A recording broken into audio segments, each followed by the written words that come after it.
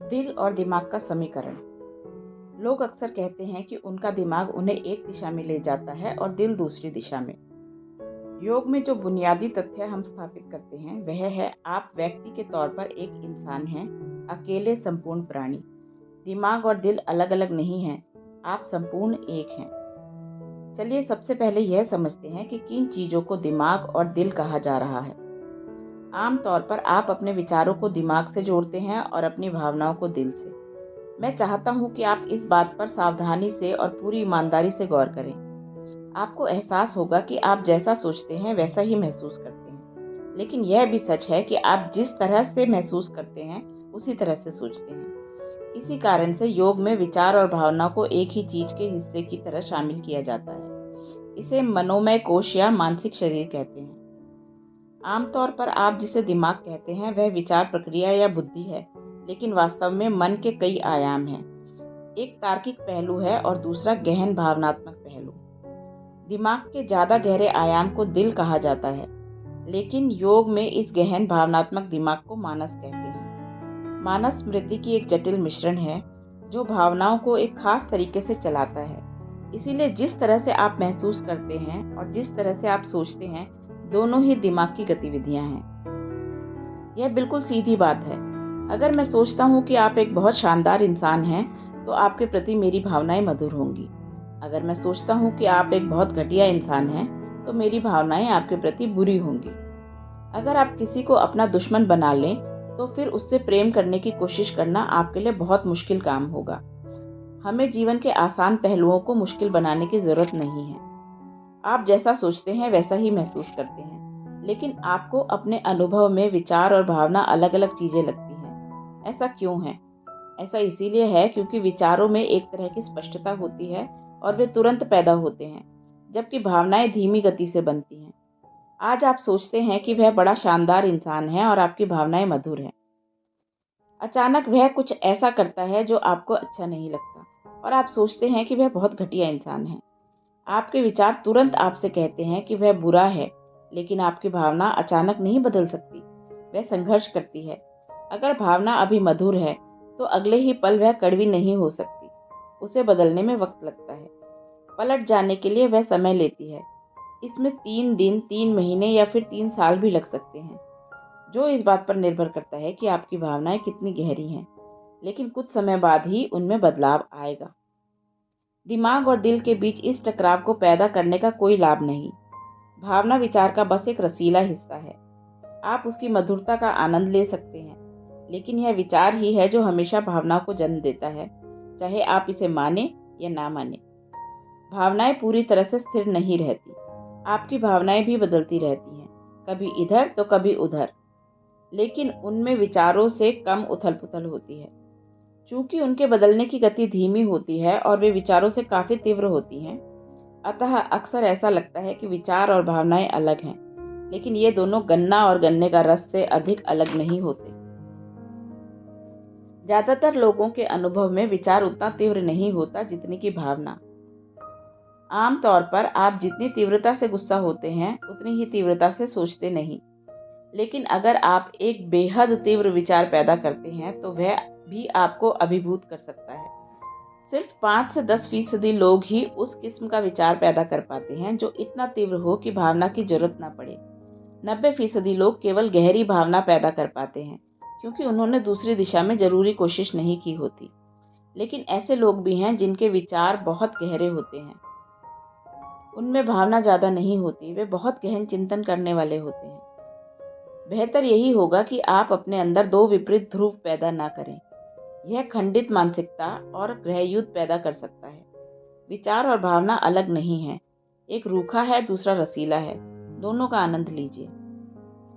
ज्ञान मार्ग बनाम भक्ति मार्ग। यौगिक संस्कृति में शिव शब्द के 2 पहलू हैं। एक स्तर पर इस शब्द का मतलब है वह जो नहीं है।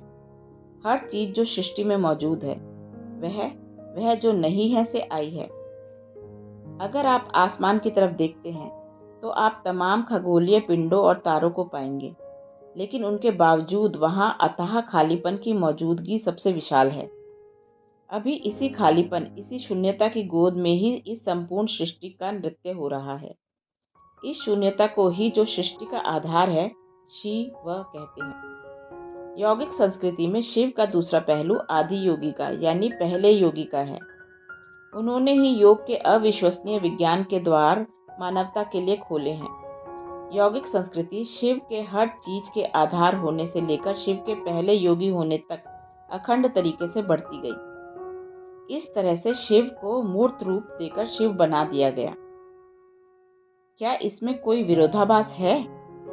बिल्कुल भी नहीं, क्योंकि एक बार जब योग यानी परम एकत्व हो जाता है तब परम सत्य और उसका अनुभव करने वाले के बीच कोई अंतर नहीं रह जाता। इस तर्क के अनुसार योग संस्कृति परम अवस्था तक पहुंचने के 2 तरीके प्रदान करती है। सब कुछ बन जाना या कुछ नहीं हो जाना। जानना यानी ज्ञान का मार्ग या समर्पण यानी भक्ति का मार्ग। अगर आप शिव या भौतिक से परे के आयाम को अनुभव करना चाहते हैं तो आप या तो उन नियमों से समझौता कर लें जो भौतिक से परे के दायरे को संचालित करते हैं, या आप इस आयाम में विसर्जित हो जाएं, क्योंकि इससे भौतिक को संचालित करने वाले नियमों से आज़ादी मिल जाती है। अगर आप पहाड़ की चोटी को अनुभव करना चाहते हैं तो आप या तो स्वयं को उस ऊंचाई तक ले जाएं या फिर बस उसके प्रति श्रद्धा से नतमस्तक हो जाएं। यही 2 बुनियादी तरीके हैं, वरना कोई मिलन संभव नहीं।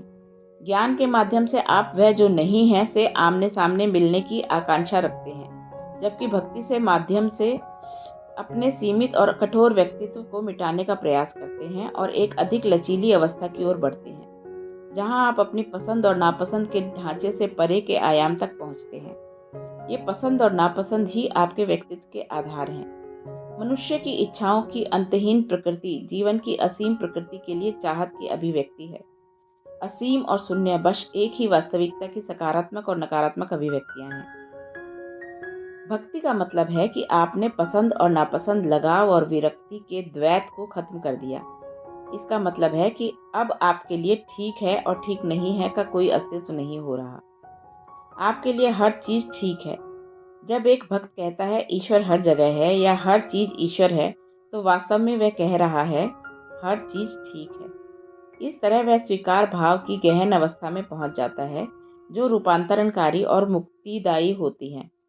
भक्ति सब कुछ अपने साथ समेट लेने वाली, सब कुछ शामिल होकर लेने वाली होती है।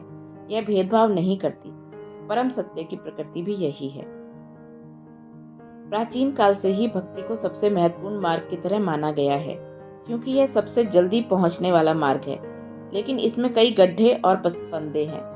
ज्ञान का मार्ग कठिन है, लेकिन यह खुली आंखों से चलने वाला मार्ग है, जब भक्ति बंद आंखों से चलने वाला मार्ग है।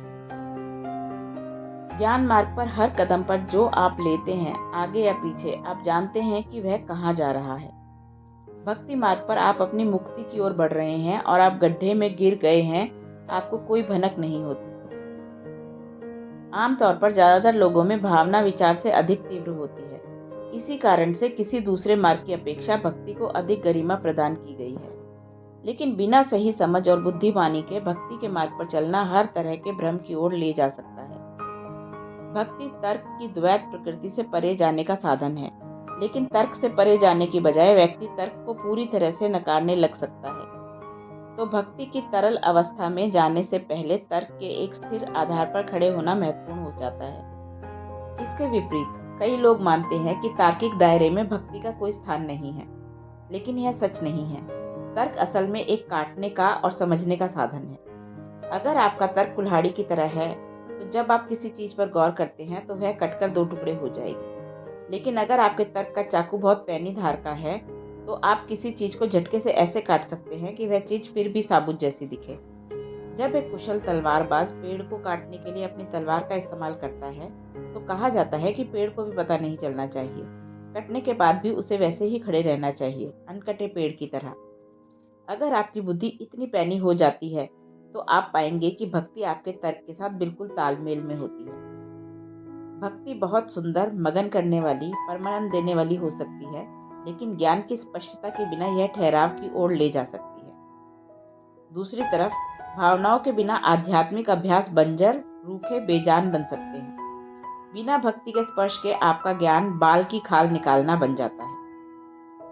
जैसे कि मैंने पहले कहा, अगर आप पहाड़ की चोटी को अनुभव करना चाहते हैं तो आप या तो स्वयं को उस ऊंचाई तक ले जाएं या फिर बस उसके प्रति श्रद्धा से नतमस्तक हो जाएं। भक्त जानता है कि अगर आप ऊपर चढ़ने में सफल हो गए तो भी आपको चोटी की बगल में खड़ा होना होगा, लेकिन अगर आप घाटी बन जाते हैं तो आप पूरे पहाड़ को अपनी गोद में ले लेते हैं। योग का नशा। ऐसा कहा जाता है कि आदि योगी शिव सोमरस यानी चंद्रमा का नशीला रस पीते थे। उन्होंने बस चंद्रमा की किरणों के सार तत्व को आत्मसात कर लिया था और हमेशा उसके नशे में धुत रहते थे। योगी सुख के खिलाफ नहीं है, लेकिन वे छोटे छोटे सुख से संतुष्ट होने को तैयार नहीं। बस इतनी ही बात है। वे जानते हैं कि अगर आप एक गिलास शराब पीते हैं तो आपको बस थोड़ा नशा होता है, लेकिन अगली सुबह आपके सिर में दर्द रहता है। योगी इससे संतुष्ट नहीं होते।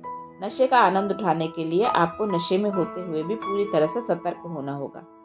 मैंने कभी कोई नशीला पदार्थ नहीं छुआ है, लेकिन अगर आप मेरी आंखों में देखें तो पाएंगे कि मैं हमेशा मदहोश होता हूँ। योग विज्ञान आपको यह सुख प्रदान करता है। सिर्फ नशे में होना ही अंतिम लक्ष्य नहीं है। यह आनंदमय अवस्था पीड़ा के डर को निकाल देती है। परमानंद की इस अवर्णनीय अवस्था में आत्म सुरक्षा की कोई चिंता नहीं होती। यह व्यक्ति को इस तरह से होने का और काम करने में सक्षम बनाती है जो कभी कभी दूसरों को अति मानवीय लग सकता है। जब आत्म सुरक्षा खो जाने की चिंता आपके मन से पूरी तरह से निकल जाए, तभी आप जीवन की खोज करने की हिम्मत करेंगे, वरना आप सिर्फ उसे बचाना चाहेंगे। एक बार जब आपके जीवन से पीड़ा का डर दूर हो जाता है, तब आप किसी भी स्थिति में बेहिचक पूछ सकते हैं। अगर आपको शाश्वत नरक में भी जाना पड़े तो आप वहां खुशी खुशी चले जाएंगे, क्योंकि आपके अंदर पीड़ा का कोई डर नहीं है। जब हर कोई स्वर्ग जाने की बात कर रहा था, तब गौतम बुद्ध ने कहा, आप लोग कहते हैं कि स्वर्ग में सब कुछ अच्छा है, तो फिर मैं वहां क्या करूंगा? मैं नरक चला जाता हूँ और दूसरों की सहायता करने के लिए कुछ करता हूँ, क्योंकि वैसे भी मुझे कोई पीड़ा नहीं हो सकती। जब तक दुख तकलीफ का डर बना रहता है, आप जीवन के अधिक गहरे आयामों को खोजने की हिम्मत नहीं करेंगे। सिर्फ इस शरीर को सुरक्षा की जरूरत होती है। आपके भीतर किसी और चीज को सुरक्षा नहीं चाहिए। अगर आप वे धारणाएं, दर्शन और विश्वास छोड़ देने को तैयार हैं जिनसे आपको अभी लगाव है, तो आप अगले ही पल अपने पूरे जीवन को फिर से रच सकते हैं।